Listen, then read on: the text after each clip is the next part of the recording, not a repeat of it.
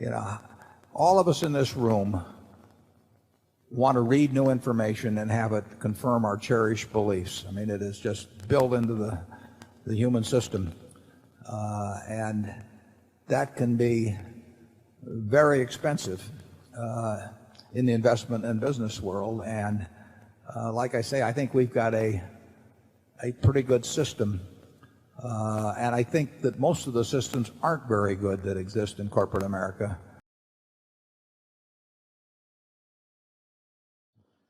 In the Fortune magazine article that you sent to all the shareholders, you referenced a practice by Darwin that when he found something that was contrary to his established conclusions, he quickly wrote it down because the mind would have pushed it out.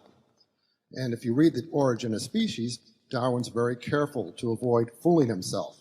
He very carefully asks and answers the hard questions. It's a feedback mechanism, and you've picked up on one of his feedback mechanisms to avoid fooling yourself. So the two questions are this. If you look at model how you think, Charlie thinks, how physicists think, how mathematicians think, you see the same pattern. You want to use logic. You're dedicated to logic, but logic's not enough. You have to avoid fooling yourself. So you build feedback mechanisms. So the first question is, do you see it that way? That you're thinking just like mathematicians, physicists, and some of the other exceptional businessmen by being logical and being careful to have feedback mechanisms. And the second question is about other feedback mechanisms. Your partnership sitting next to you is a great feedback mechanism. It's hard to fool yourself when you partner with Charlie Munger. Right.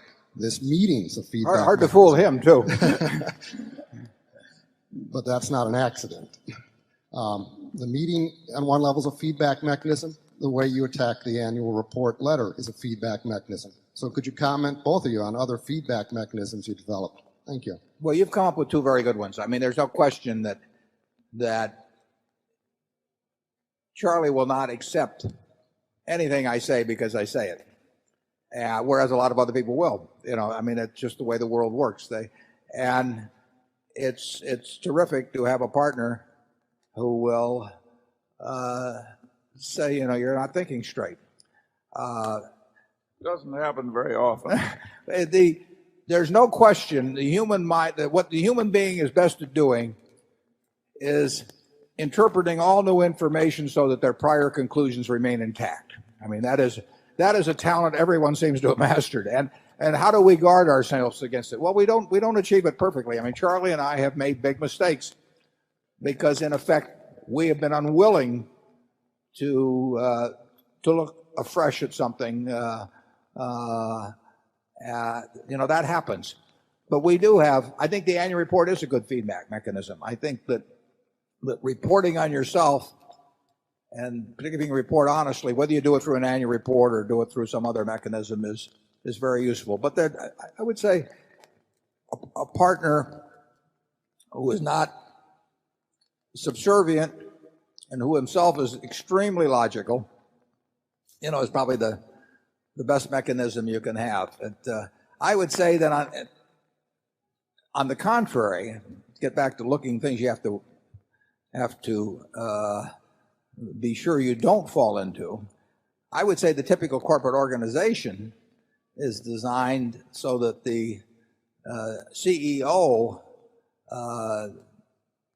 opinions and biases and previous beliefs are reinforced in every possible way. I mean, having staffs around you that know what you want to do, you are not going to get a lot of you're getting a lot of contrary thinking. I mean, most staffs, if they know you want to buy a company, you're going to get a recommendation. Whatever your hurdle rate, if it's 15% internal rate of return, which very few deals ever work out at, you know, or 12, or they're going to come back and they're going to come back with whatever they feel that you want. And if you arrange your organization so that you basically have a bunch of you know, sycophants who are cloaked in other, you know, titles, you're not going to get.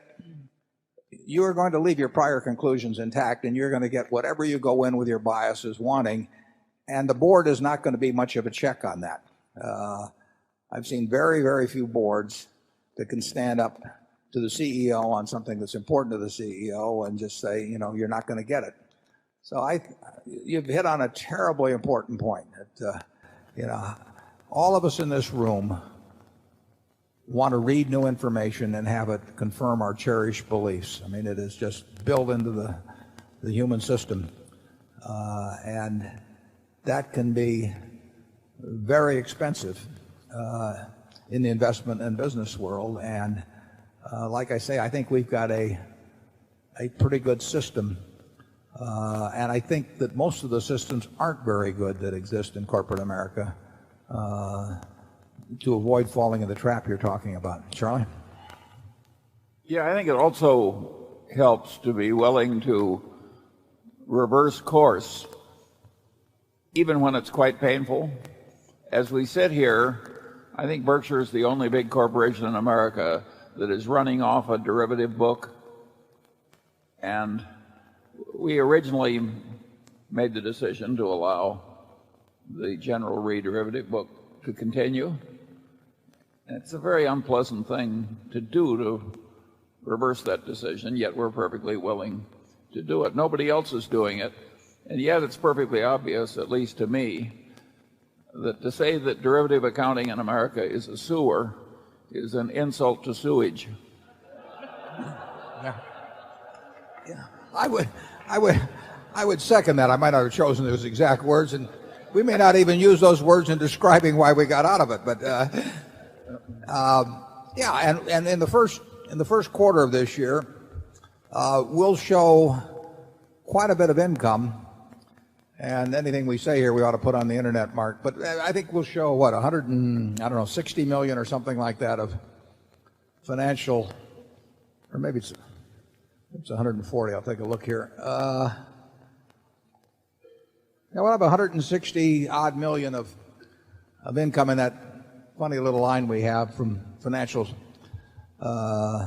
income. But that will be after an $88 million loss in terms of getting the first steps of getting out of the General Re, what used to be called General Re Financial Products derivative book. Those losses were there.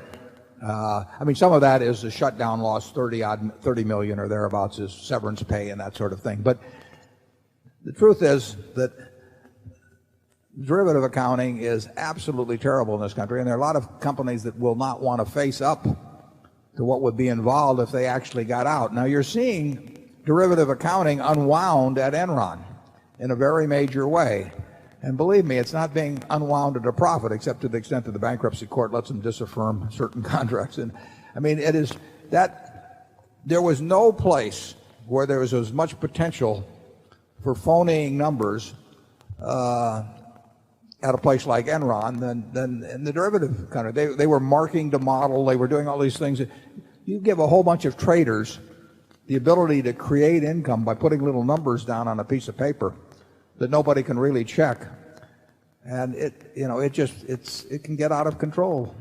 It will get out of control. And so we decided finally to bite the bullet on it, and we get out of it. And it would, incidentally, we would not have reported $88 million of loss if we'd stayed in it.